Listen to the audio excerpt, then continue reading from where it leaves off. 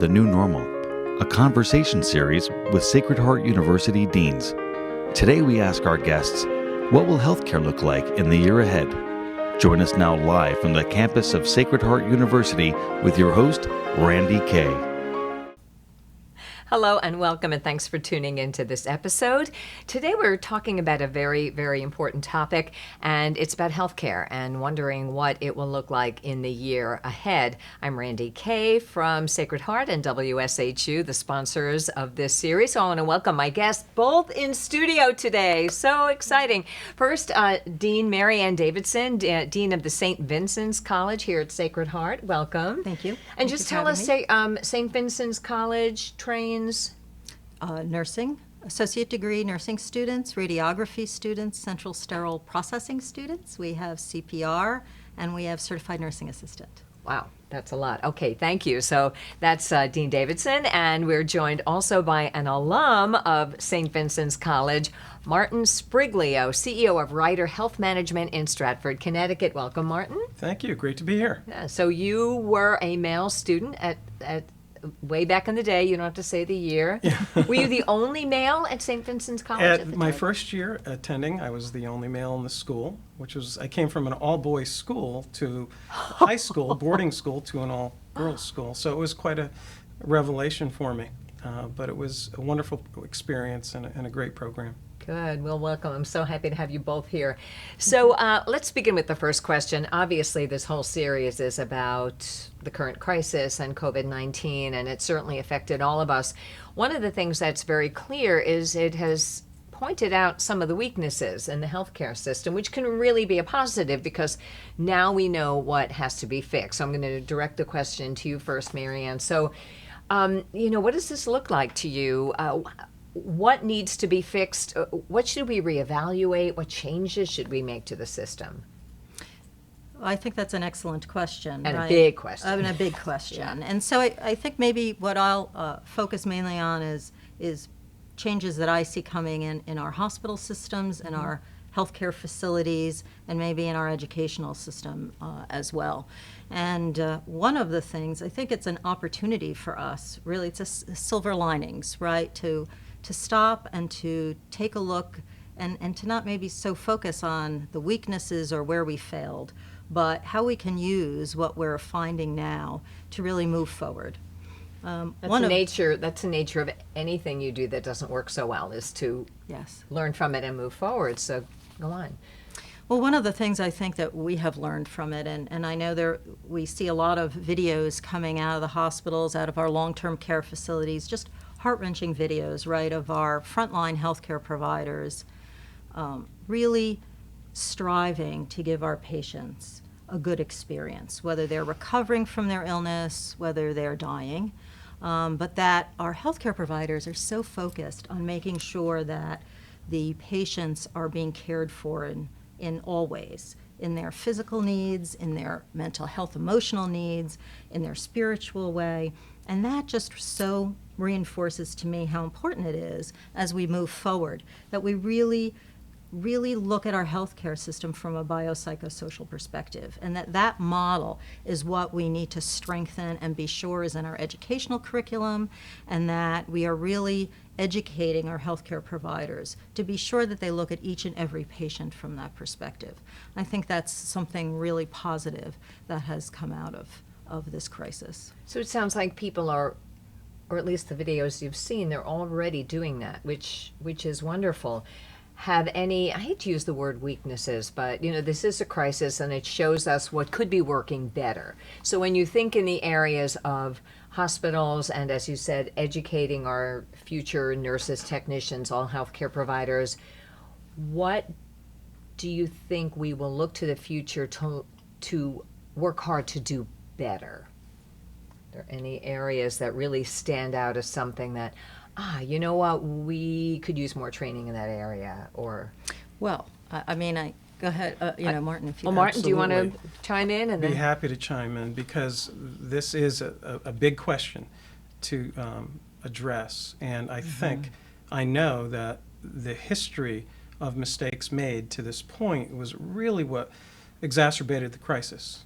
We had in Connecticut, specifically in previous administrations, where they decided that funding for the healthcare industry as a whole was not important. And they really were directing funding into other areas. So you're talking political administrations, Yes, I would say, local and state level. I'd say the state level Okay. primarily. Connecticut is unique.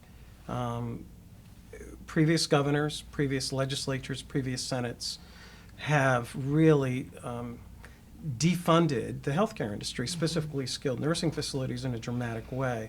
Imagine if 70 colleges went and closed in Connecticut. What would you say about the condition of the college situation in Connecticut? I think most people would agree that we have a problem if 70 colleges went bankrupt and closed. Well, that's exactly what happened over the last 15 or 20 years to skilled nursing facilities. The state of Connecticut, I'm not blaming the current governor. Right. This is history. They decided they wanted to right size and rebalance. They decided they did not want to fund skilled nursing facilities. They wanted everybody to go home. So they stopped funding skilled nursing facilities in an adequate fashion, and 70 facilities went bankrupt and closed. So previous to the COVID crisis, we saw thousands of patients die because of transfer trauma. We've, on our YouTube channel, Honest Healthcare, we started interviewing before the crisis arrived, where we were starting to talk to employees who witnessed 20% of the patients died once discharged from a facility that was forced to close due to Medicaid inadequate payments. So many patients died, but the media and, of course, the agenda of the state and previous administrations, again, not Governor Lamont's, really directed funds everywhere else except patient care. So given that situation, we entered into this COVID war in a handicapped condition. That being said, Marianne said that the staff have performed flawlessly. The nurses, I can give an example. We had this incredible nurse, went through a year of chemotherapy, and obviously immunocompromised. The nurse did? Yes, she did. Okay. One of our nurses. Incredible nurse. She received the Florence Nightingale Award. I won't mention her name. She may be embarrassed.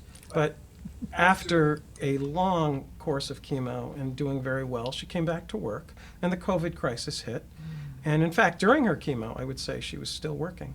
Immunocompromised, she was on those floors, taking care of patients, holding a patient's hand who was on hospice care, with the proper PPE, of course, and the proper precautions, but praying for this patient. So to your point, the staff and the nurses and the aides did amazing work. But we approached this from a human standpoint, and we had to. But the resources were restricted, and I think the COVID crisis has magnified the mistakes of the past. Okay, thank you.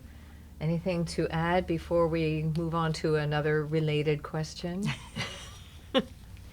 No, I think it's absolutely true. I mean, we had weaknesses, right? And the crisis has just really magnified what some of those weaknesses, or again, is it weaknesses or is it areas that we can just strengthen? And so I think that there are obviously issues on the state and the national level Yes. that absolutely need to be addressed to support us all the way down.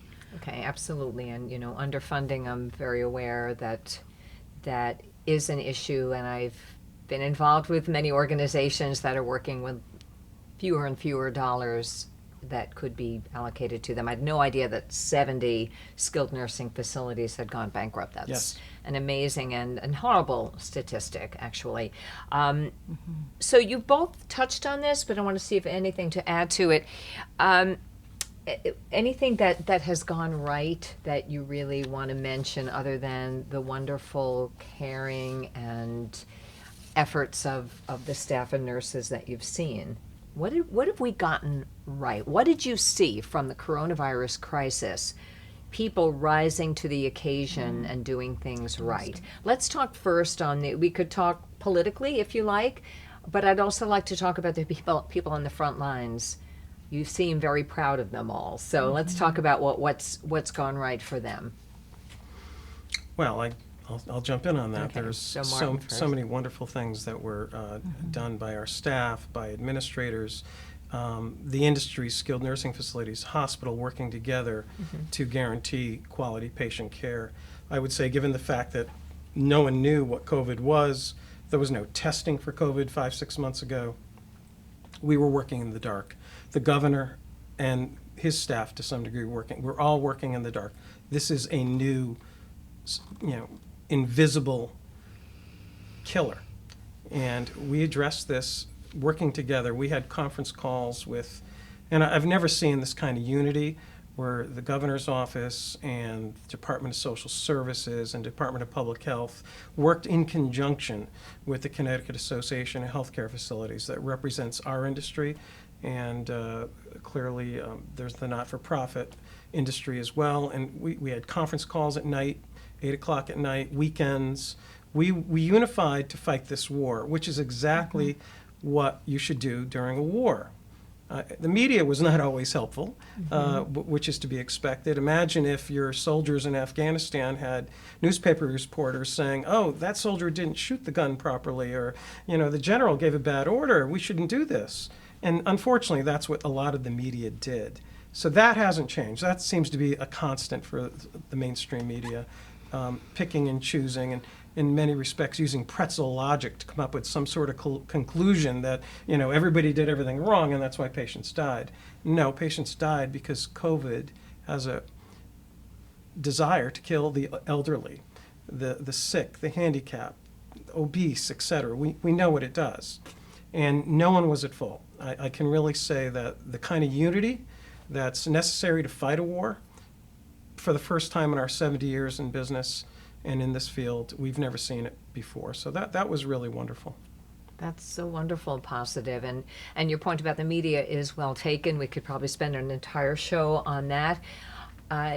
Yes, generally, and I always feel good news, things that are going right, don't often enough get the publicity that they need to get. Yes. I also feel to an extent that some of the horrifying details of the illness aren't getting publicity either. I don't Yes, I think agree. there are some people who are not aware of how devastating it would be to get this idea that, oh, it's just a mild flu or the sniffles is. But again, that's another topic, but we digress. But that, it's okay. This is a conversation and this is how things go. So that's something we've heard before, that locally and statewide in Connecticut, and we've heard from people in Massachusetts as well, that they are delighted with the way politics unified and that there was Yes. unity to fight this war. What would you like to add to that, Marianne, about what is going right? And it doesn't have to be politically, it can be, but also on the front lines. What did you see your former students do to rise to the occasion that just makes you feel like, wow, they did that right? Oh, I think, I have the utmost respect for our healthcare providers and our nurses. When you think we had no preparation, no idea that this would be coming, to think that our healthcare system really just, within a matter of days, switched gears, made decisions, put things in place to care for patients, triaged the volume of patients who came through. How did we even get that done? And look at what good care so many people received during this, I think is really remarkable. We kind of, in thinking about this and the new normal, I was a student. I was in my first year of a graduate program when 9/11 happened. And I remember being a student then thinking, really, it was this huge crisis. I was in Connecticut, so the horror was happening in my backyard, right? But the horror was happening there, and it clearly had an impact on us, obviously. But my day-to-day life didn't change. For students, for all of us, the impact of this is so tremendous because every aspect of our lives has been impacted. And I think when you say people really aren't thinking about that, every behavior we do all day long has changed. And so it's not, this is going on someplace else and I can stay in my own routine. we're helping people realize we all have to make those changes, and that life looks very different now. And whether it be healthcare, whether it be education, life has changed, right? And so I think we did so much right. The credit that we have to give our healthcare system to be able to take care of the patients that we have taken care of. Yeah, I mean, the overtime, the caring, even through PPE. Or the- lack of. Or lack of the Yes. courage. Yes. And everywhere where I'm driving around, I see the thank you signs. So I think people hopefully are aware of the healthcare providers and the teachers. And when I see people out paving the road, I'm like, well, you're still working. Thank you. You know, there's a lot. So let's shift our focus right back to the healthcare industry and what changes might happen in the year ahead as a result of everything we're learning. For instance, Martin, under the Writers Health Management umbrella, you have nursing and rehabilitation centers. You also offer home health care and companion care services and outpatient rehabilitation. So in response to the pandemic, what changes do you see Ryder making in the near future? Well, in the near future and in the long term as well? If you had to guess, I know we're still all going, right? I've given this a lot of thought. We think about it every day. And there are many things we are doing currently to address the changes. One of them is looking at air purification systems to guarantee that the patients that are in our facilities are getting clean air, not just filtered air from HEPA filters, which are not adequate. We have a system we're working on in one of our facilities, that'll be our first, which using ultraviolet light, which kills flu-like viruses. COVID is so new, no one is EPA or certified or CDC certified right now for air purification. So we're pursuing that. We've reviewed 3 different systems and we're aggressively working on that. We are making other changes. Telemedicine is a big change that has occurred during the crisis. There were so many people that tried to get telemedicine recognized as a reimbursable expense, so physicians and from not only locally but even across the country, specialists could have access, see a patient via an iPad or a special tool, examine the patient, vital signs the nurse could take that feed right into the system, and you'd have a pretty good idea diagnostically what can be done. And during this crisis, the federal government fast-tracked and responded well to that. So the CMS has provided, I think, an increase. I think 27% of visits, as many physician visits across the country have jumped through telemedicine, which is huge. And it's now reimbursable? It is. Yes, during That's the a huge crisis, it's change. reimbursable. Will it be a permanent change? I don't know. Okay. But during the crisis, they jumped on it. The federal government responded very well on this issue, and Medicare and CMS addressed that. So that's a change that I think long-term will stay with us. I also believe that because of what I talked about earlier, the lack of funding, the priorities now, we see how vulnerable these patients are that we care for, and they deserve better. And to say that we're going to take money out of care for the elderly and the sick and the handicapped and put it into the general fund to be used for other things, I think now there's some serious rethinking of that. The state of Connecticut, again, had that right-sizing and rebalancing catchphrase. That was a guise to cut funding. And now that they've seen the damage inadequate funding can do, it's life and death, I think that's going to change. I think astute politicians, the governor and others will look at that and say, okay, we tried that. This is the result. We're not going to do that anymore. And I do look forward to a positive impact. I also think that an issue for all healthcare providers has been tort reform. And we all know that lawsuits hurt patient care. They take away resources from hospitals because instead of the hospital nurse, the administrator being there in the facility caring for patients, making sure the care is good, they end up in court sometimes for months because lawyers and the trial lawyers, unfortunately, in Connecticut are pushing for lawsuits. They had 4 or 5 months to sit home and figure out, maybe we could make money doing this.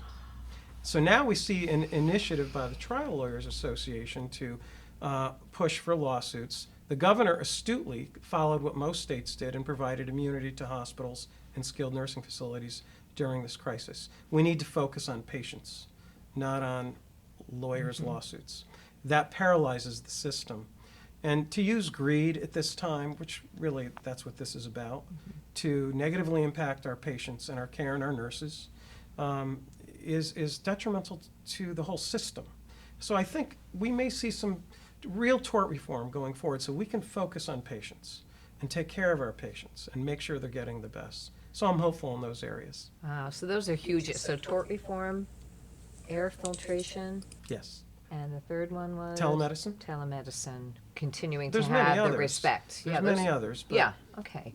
So those are some changes you're looking at to maybe, you're doing it in crisis mode, but to keep permanent as we Yes. move forward. Yes. On this question, I'll flip it to you, Mary. So in terms of training these new healthcare providers, do you see changes that you're thinking about in the short and the long term that you've learned from this? Well, Martin and I were talking about this earlier, and I think, when we think about St. Vincent's College 115 years ago, it was founded by the Daughters of Charity to support St. Vincent's Medical Center. And that was a model that was very common, right? And that students, in particular nursing students, but all healthcare students, were seen as supporters of hospital care systems, that they and the faculty came in to help the healthcare system to meet the needs of patients. I'm curious to see if you think it's the tort issue also that maybe impeded us in this, but over time now, students are playing less and less of a role in really supporting hospitals and providing care to patients. Because? Well, that's the interesting question. Is there? I think it's complicated, and so in this crisis, what happened was our students, we were able to continue their didactic education, but their clinical education stopped, at least in the state of Connecticut, and healthcare facilities said, we just cannot manage having students in the hospital. And I think we have to really look at this now, moving forward, to say, I don't think it benefited our hospitals and our healthcare facilities, and it didn't benefit our students and our educational systems. So we have to really work with our healthcare providers and our educational system, and we are, but to really look at what happened here and how can we have that, how can students and faculty be supportive. And I think educational systems in other ways were very supportive. Many of us opened our facilities for hospitals, for beds, for swing space, for healthcare providers who didn't want to return home, but not through our students. And So the students were left feeling like they couldn't help, they couldn't support, we could not put our students, and we could not continue, or in a limited fashion, we were able to continue clinical education. So some things that we've seen change now is we're adding virtual experiences, we're using technology, but what I think nursing would support me in saying, it does not completely replace the face-to-face, the hands-on, the experiential learning that we get from being with patients in healthcare settings. And we still need to support that. And so how did we get to this place where all of a sudden we could not support our healthcare providers? I'd be happy to jump in on that. Please It's jump, such yes. a great, I am a giant advocate of clinical bedside care, because when I trained back in the day, we had at least 3 days of clinical every week in the hospital, acute care setting, and then from the get-go? Or? yeah, from the first year. My program was 3 years long at the time to get my RN, and we had really intensive clinical training, and it was amazing, and I support it wholeheartedly. I think the problem we faced with this crisis was unique. One, no one knew what COVID was capable of. No one knew what it was going to do, whether we saw what it affected a skilled nursing facility in Seattle, and we studied that. Then we were getting directives from the governor and others that said no more visitors. So that the directive from the state governor's office and the Department of Public Health, we had to eliminate all visitors, and that was not the choice of providers, certainly not something we wanted to do. And so is a student nurse a visitor? Is a student nurse a staff member? There was some confusion with that. And then something that we all need to talk about, the PPE issue. Okay. We've seen price gouging, horrendous, 1,000% markups, even to today. And so early on, 1,000% markups? 1,000% markups, still going on. So when this first started 5 months ago or so, there wasn't enough PPE then. And we were trying to get PPE. The state of Connecticut at that point had not assisted us in trying to get PPE because they were just like us, trying to figure out what's going on, how can we fight this together. But getting PPE was difficult, number one. Number two, the quality of the PPE necessary, like N95 masks. If there were companies out there selling masks that are, N95 masks. this is Kingfa, and it's a KN95. Well, early on, the CDC says these are not N95s. They're not approved for COVID.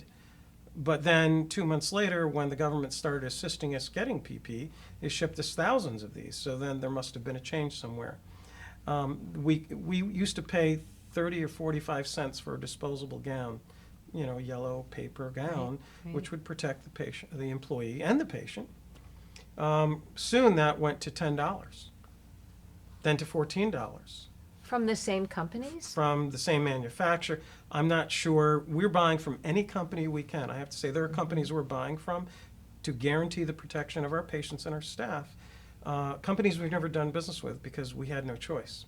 And there are vendors, and we were buying actually to help hospitals. Our purchasing department and our company was actually helping acute care hospitals because they couldn't get the product. So that was part of the challenge. Would we have had enough PPE to protect the students? There were so many things going on that it was really hand-to-hand combat in the healthcare industry. And we love students. I'm a big advocate. We love having them in the building.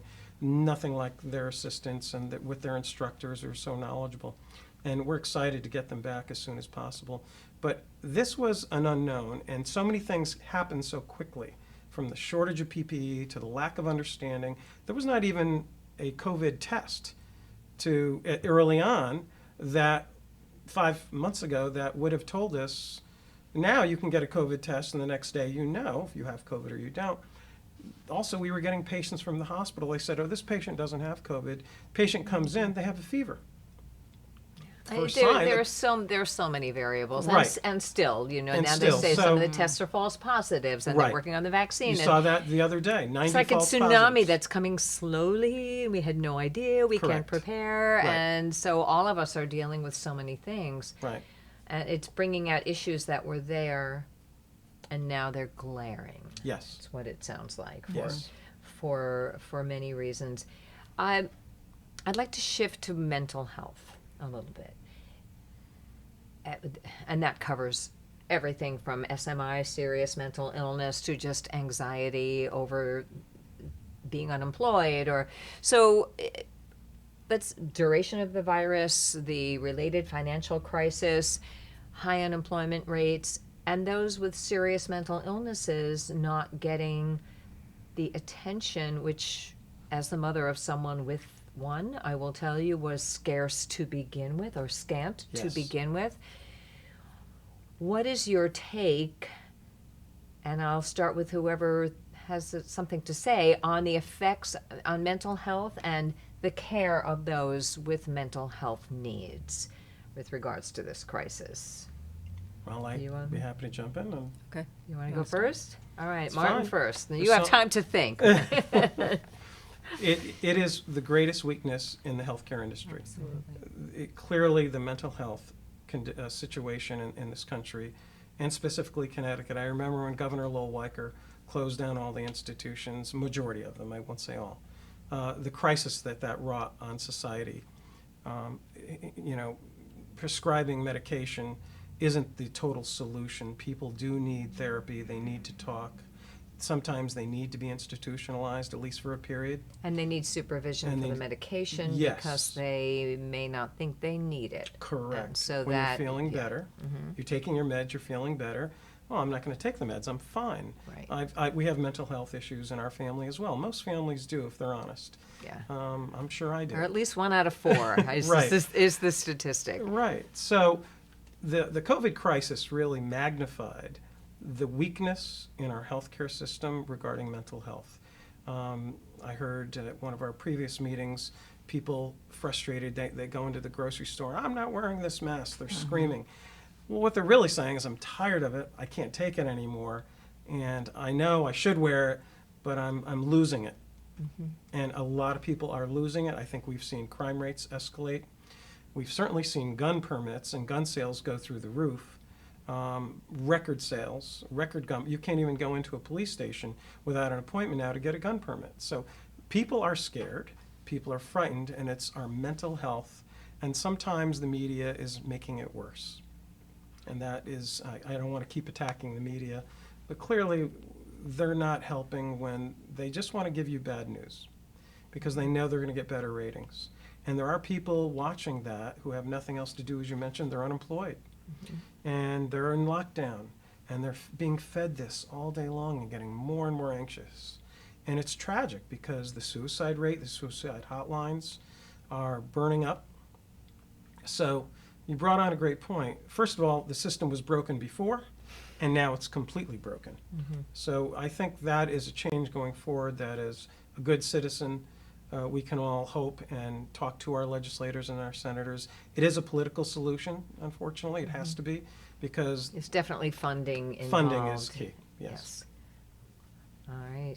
Thank you. Well, and Your the take impact on on our children. And I think the mental health of our children, we must pay attention to. The isolation, the impact of, it had to be, right? This is not something that we had control over. For 2 weeks, if it was a little battle, for 2 weeks they could have, but I have 3 young children in my life, and they are my grandchildren, and I'm very close to them, and they're doing okay, but you see the ramifications. Yes, They love each absolutely. other, they love their family.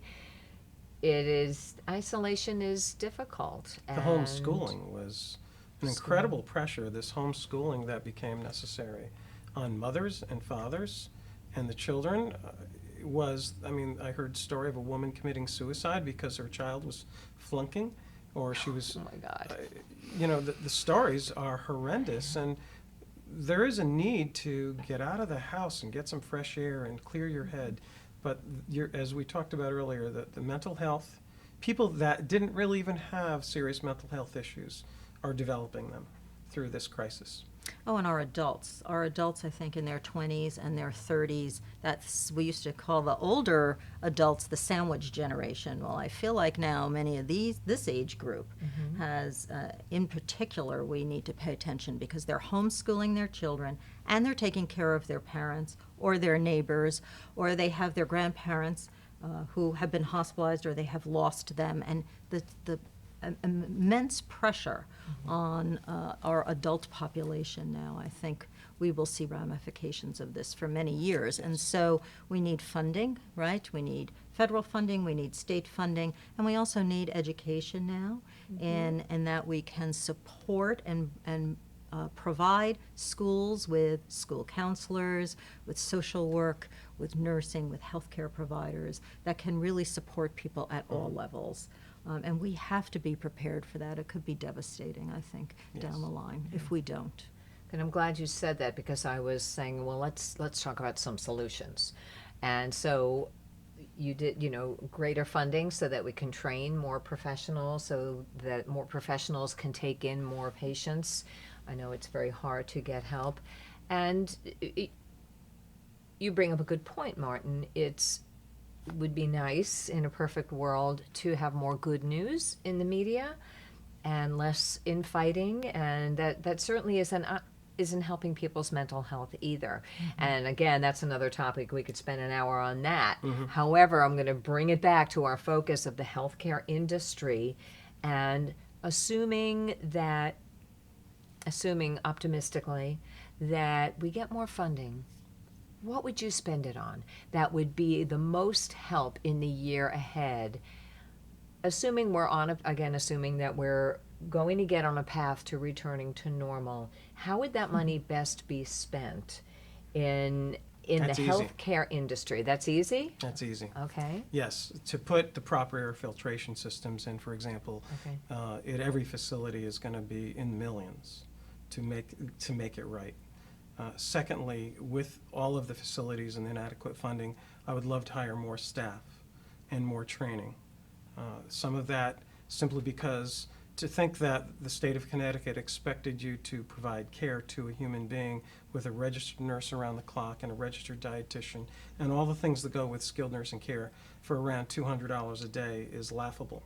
It's impossible, and that has to change. So if we had the funding, hire more staff, more training, better air purification systems, and frankly, providers over the last 2 decades that wanted to build skilled nursing facilities or renovate and make them all private rooms were told no, they couldn't. That was the Department of Social Service through previous administrations, again, not blaming the current one, but the history that we talked about. More private rooms would create less cross-contamination. More private rooms with separate air handling units would create less cross-contamination, and it would make the public feel safer because they would be safer. And these things were not possible pre-COVID crisis. I believe because of this crisis, there's going to be a major rethink. There has to be, because patients have died because of the mistakes made in the past. Clearly, our heroes, our providers, our nurses have done an impeccable job. Mistakes were not made, I don't believe, by our staff. They did the best. They truly were superhuman in the work they did. And nothing can be said otherwise. But going forward, there's so much more that we could do to make our patients' lives better. All right, thank you. And great answer. Marianne, anything to add to that? I think we need to really put funds towards public health education. We're relying on the media to educate our public, and we see that it's not going well. Right. We'll So just what would put that it that way. What would that look like? Bearing in mind that for many people, they go the easy way out, and they just, and I'm in the media, but I open my iPad and I go to Apple News or USA Today and I see what's there, and anything that I think is going to make me crazy, I skip. But sometimes I get the clickbait, and it just, if other options were available for public health other than reading what's in the newspaper, what would that look like? How would that be available? How would people know how to get that? Do you have Public health announcements, I think, is wonderful, and that Okay. if our healthcare system were empowered to be able to reach out into the community with the message that needs to be given. The message needs to come from the healthcare community, not from our politicians, not from people who do not understand what's happening and what we can do to improve people's health. And so to really help to get our healthcare providers, our scientists more out front, and to get that message out there. To me, to use the media in that way, to use public health announcements through Cablevision, through print, but also through the media, but in a different way than it's being received right now. Because I think you're right. I can go to Fox and get one message. I can go to CNN and get a completely different message. And people are confused. Of course. How could they not be? And who do you believe? At this point, you don't know who to believe. So when people where we have chaos to some degree, it's understandable. So really to have funding now to put the organizations who have the knowledge out front and to get that message out to people, I think that's the direction we need to go in. And to use our healthcare providers to be role models for this and to be really more engaged with our government, to be allowed to be more engaged with our government, to give the correct information to people in a consistent way. So it sounds as though, I know you want to say something, I'm tying this together to a lot of the other episodes that we've done in terms of employment for students after they leave college and so on. It sounds like critical thinking is vital for us all to learn in college so that we can, in many areas, but to look at the media and say, that might not be true, that is true, I'm going to listen to that. Critical thinking skills are so important so that you can receive the proper kind of public education and public health education and know how to do that. So that's part of how we train our students to put the filter on what do you do with the plethora of messages that come your way. What do you listen to? How do you critically look at it and say, no, I see where they're coming from, So there's a lot to be learned. What were you itching to say? I saw you nodding your A few head. things, as always. One is we recognize this challenge, and we set up our YouTube channel, Honest Healthcare. And so we could start getting the message out to the public directly through YouTube and other venues and other platforms to educate the public. One being that we talked about transfer trauma, for example. I testified back in February, I believe in front of the Human Services Committee. And we talked about transfer trauma for many years with the state of Connecticut and legislators about the issues of closing a skilled nursing facility, not providing the funding, and those poor patients are ripped out of their home. Their family members are the staff, because many have no family members. And so what we started to do was interview people that worked in those facilities. And we interviewed several, and we put it on our Honest Healthcare, and I know some of the legislators actually watched it. So when I was testifying at the hearing, they saw that. I agree that we need to utilize the media. We need to utilize, all providers should be utilizing more social media, because we can't trust CNN or Fox to give us the right answer. We need to do it ourselves. We need to cut out the middleman. And YouTube and our channel, Honest Healthcare, is doing that. Unfortunately, COVID hit and we were unable to complete. We were on track to interview hundreds of staff members that would testify to the transfer trauma reality. That being said, when I look at the Department of Public Health in Connecticut and Barbara Cass, who's done a phenomenal job, the state of Connecticut, she really has done an amazing job. They maybe through social media can do more. I'm sure the state of Connecticut has a bigger IT department than us. And I think more utilization of, again, YouTube, or being willing to appear in other YouTube channels, attending one of your shows. These are so important to get that message out, because we cannot trust the mainstream media such as a CNN or a Fox. Except for NPR, of course. Oh, We love NPR. I didn't mention NPR, did I? No, I stayed away from that. Well, that is, not because I work for WSHU, which I do, an NPR affiliate, but NPR does strive to do just facts. I do see it, and I host some of the shows, but when I listen, I always see both sides of the Yes. issue Good. spoken about with very little opinion. And anyway, that's another topic for another. The Walter for- Cronkite type of news. Yes, Read this the is what facts, happened. Give us the facts. Right. Say goodnight. We don't want the talking heads constantly. Yes. And that's the problem with 24-hour news channels. Right. But again, so before we close, because we are beginning to run out of time, we've asked and answered, thank you, a lot of questions. Any final thoughts that you're saying, I wish I'd had a chance to say this? Is there anything else you want to add to what you've been able to share today about the future of healthcare during and after this crisis? Any final thoughts from either one of you? Mary Ann? I mean, I think that we have to also, again, this is our new normal, right? We have had just the magnitude of this pandemic is so great that we have to step back, though, and really realize how amazing the United States is and what they've been able to accomplish.